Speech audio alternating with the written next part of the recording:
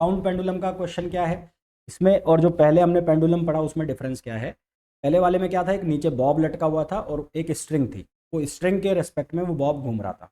अब मान लो कोई भी फिजिकल पेंडुलम का मतलब होता है, कंपाउंड पेंडुलम का मतलब कोई रिजिड बॉडी। लेट सपोज ये पेन है, ये रिजिड बॉडी है, तो ये मोशन तो वैसे ही करेगा जैसे कि वो सिंपल पेंडुलम कर रहा था, पर अब यहाँ पर वो बॉब का और स्ट्रिंग का कंसेप्ट नहीं है, पर फंडे वही लगेंगे जो सिंपल पेंडुलम में। तो यहाँ पर एक पॉइंट होता है जिसको कहते हैं point of suspension. Point of suspension का मतलब होता है वो पॉइंट जिसके अबाउट ये झूला झूल रहा है, यानी कि जिसके अबाउट ये ऑसिलेट कर रहा है, तो उसको कहते हैं पॉइंट ऑफ सस्पेंशन। यहाँ पर ये वाला जो पॉइंट है तो हम क्या नाम देंगे, पॉइंट ऑफ सस्पेंशन।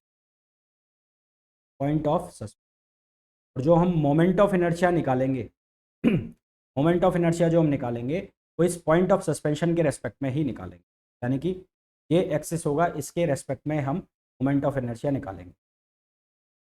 यहाँ पर जो ये सी पॉइंट दिख रहा है आपको, ये सी पॉइंट कहलाएगा सेंटर ऑफ मास। ये कहलाएगा सेंटर ऑफ मास। और इस सेंटर ऑफ मास से जो एक्सिस पास हो रहा होगा उसके अबाउट जो मोमेंट ऑफ इनर्शिया होगा आई सी, को लिखूंगा मैं एम के स्क्वायर। एम हो गया इस बॉडी का मास और के का मतलब हो गया रेडियस ऑफ गायरेशन। हाँ, जो के है उस के का मतलब हो गया radius of gyration. Radius of gyration साहब क्या होती है, रेडियस ऑफ गायरेशन सेंटर से वो डिस्टेंस, सेंटर ऑफ मास से वो डिस्टेंस जिसके लिए किसी भी डायरेक्शन में मोमेंट ऑफ इनर्शिया की वैल्यू सेम आ जाए।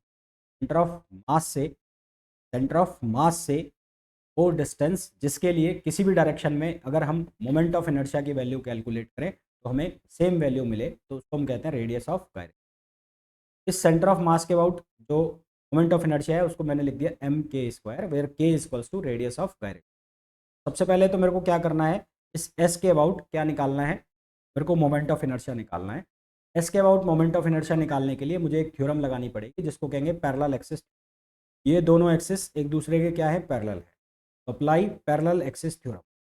Apply parallel axis theorem. यहाँ पर मैंने यूज़ कर ली कौन सी थ्योरम, पैरेलल एक्सिस थ्योरम। जब मैं पैरेलल एक्सिस थ्योरम लगाता हूँ तो क्या बनेगा, आई एस इक्वल्स टू, जो सी जी से पास हो रहा है, सी जी से कौन सा एक्सिस पास हो रहा है, आई सी, प्लस बॉडी का मास। बॉडी का मास कितना है, एम, और इनके बीच की डिस्टेंस, के बीच की डिस्टेंस कितनी है, ये वाली जो स्लांट हाइट दिख रही है ना, ये एल, ये एल। आई सी की वैल्यू रख दो। आई सी की वैल्यू कितनी है, M K square plus M L square.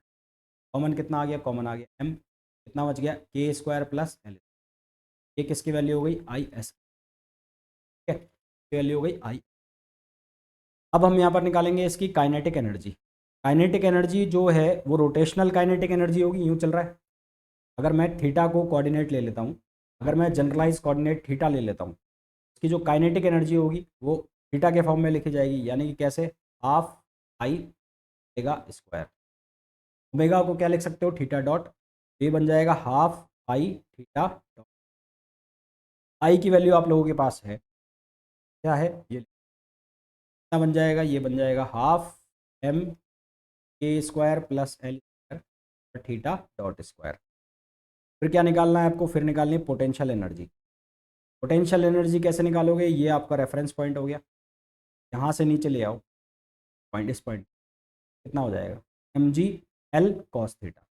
ये हो जाएगा M G L cos theta और किसका, माइनस।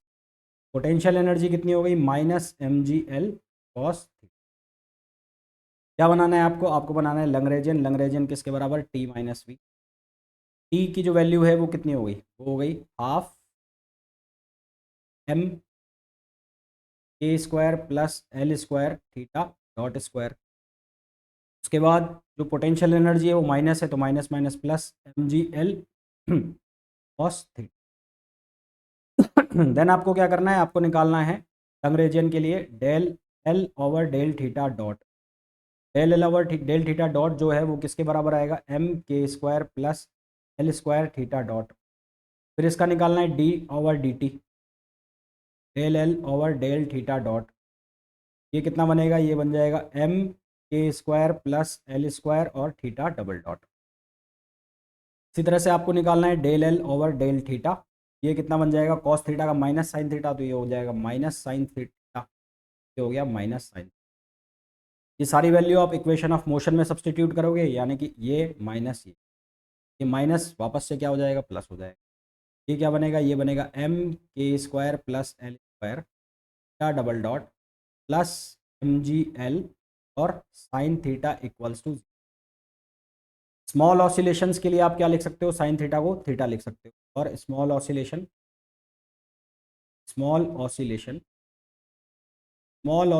के लिए आप क्या लिख सकते हो, साइन थीटा को थीटा लिख सकते हो। ये जो इक्वेशन है कैसे चेंज हो जाएगी M K square plus L, के है भाई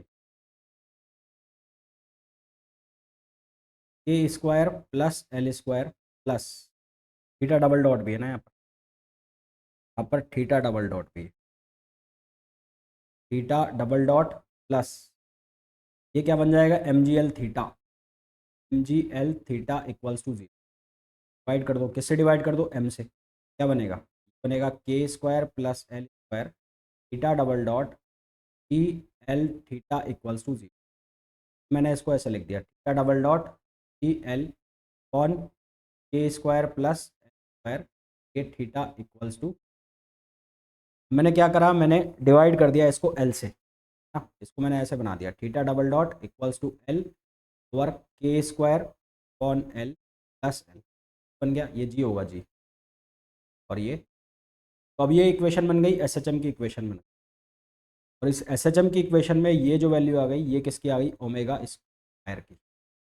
यहाँ से ओमेगा स्क्वायर की जो वैल्यू आई कितनी आई, जी ओवर के square upon l plus l. Omega की वैल्यू कितनी आ गई है, वो आ गई जी ओवर के square upon l plus l. ये कितना होता है, 2 pi over t equals two t over के square over l plus l. में क्या निकालना है, हमें निकालना है टाइम पीरियड, तो टाइम पीरियड किसके इक्वल हो जाएगा, 2 पाई, और ये हो जाएगा के square upon l plus l. ये इसका फार्मूला आ गया फिजिकल पेंडुलम के टाइम पीरियड का फार्मूला, ठीक है, इसका फार्मूला आ गया फिजिकल पेंडुलम के टाइम पीरियड का फार्मूला आ गया है।